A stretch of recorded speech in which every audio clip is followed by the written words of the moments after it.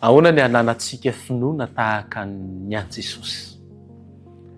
Izay indray no hojerevantsika ary manasanao mba hiaraka indray tsika hijery ny tenin'Andriamanitra ny amin'ity finoana ity.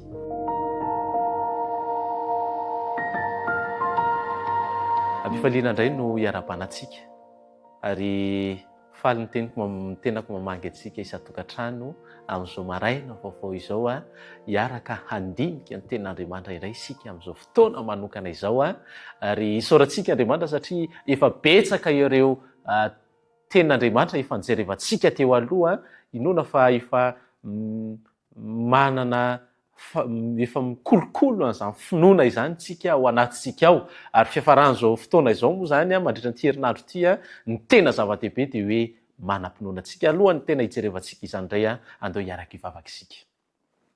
Ray malalo, ankehitriny dia hianatra ny teninao zahay.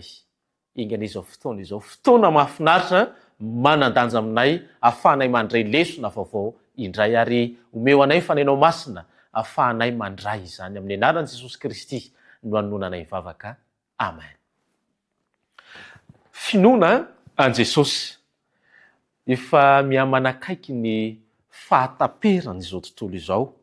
Misy hafatra manokana izay omeny Jesosy Kristy antsika ao amin'ny tenin'Andriamanitra izay hitantsika any amin'ny Apokalipsy toko faha-efatra ambin'ny folo. Apokalipsy toko faha-efatra ambin'ny folo ka ny andininy faharoa ambin'ny folo. Apokalipsy toko faha-efatra ambin'ny folo ka ny andininy faharoa ambin'ny folo. Izao no voalazan'ny tenin'Andriamanitra. Indro ny faharetan'ny olona masina dia izay mitandrina ny didin'Andriamanitra sy ny finoana an Jesosy Kristy. Ry havana malala, ao anatin'izao fanakekezana ny fahataperan'izao tontolo izao dia ilaina ny fananana finoana an Jesosy Kristy ary miverina foana andao kolokoloitsika izany finoana an Jesosy Kristy izany.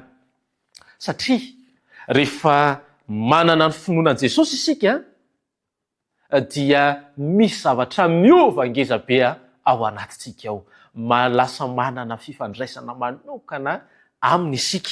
Fa zao, izay fifandraisana amin'ny Jesosy izay, tsy midika fotsiny fa haneho finoana an'Andriamanitra tahaka azy isika. Amin'ny alalan'ny fankatoavana azy sy ny teniny. Fa zao no tadiavina, hanana fanandramana velona sy mavitrika isan'andro san'andro miaraka amin'ny Jesosy. Zay zany no anisan'ny takiny amintsika. Fifandraisana velona miaraka aminy isan'andro san'andro. Izany dia ny fahafantarana sy fiasana mifanaraka amin'ny fahamarinana fa raha tsy ataontsika ivon'ny fiainantsika isan'andro Jesosy Kristy dia tsy mety hanana fifandraisana mahavonjy amin'Andriamanitra isika. Ry havana malala, andao kolokoloitsika mandrakariva ny finoana ao anatsika. Andao ho ampitombotsika ny finoana an Jesosy Kristy. Satria ny finoana an Jesosy dia finoana tsy mety levina na ao anatin'ny ady mafy azy.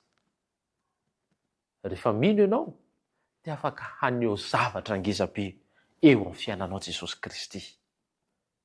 Anisan'ny niseho tamin'ny fiainan'i Jesosy Kristy ity hoe resaka tanjam-pinoana ity. Rehefa nandalo zavatra ady mafy izy teo amin'ny fiainany, tamin'ny orany teo amin'ny Getsemane, rehefa naniry handositra ny fahoriana ny tao anatin'ny manontolo izy, dia ilay finoana no anisan'ny kolokolo azy, izany hoe ny fifandraisana tamin'Andriamanitra. Na izany aza dia izao, ny toetra ho mahatoky tamin'ny rainy mandrakariva Jesosy Kristy. Tadidio fa indraindray malemy sy marefy ny finoantsika, saingy i Jesosy no mendrika ary afaka manana finoana isika izay sady hitantaratra amin'ny fanandramana iainantsika no isaina ho antsika amin'ny alalan'ny fahasoavana omeny antsika rehefa mino isika.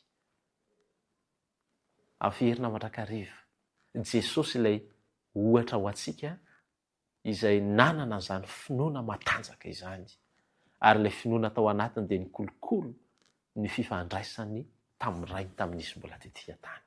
Andao ho kolokolotsika ihany koa zany finoana ao anatsika zany raha mbola miaina eto amin'ity tany ity ary zany finoana izany no afaka ny hanaovan'i Jesosy Kristy zavatra lehibe eo amin'ny fiainantsika. Fanontaniana mipetraka dia izao hoe hatraiza ny fanirianao hanana finoana an'i Jesosy Kristy?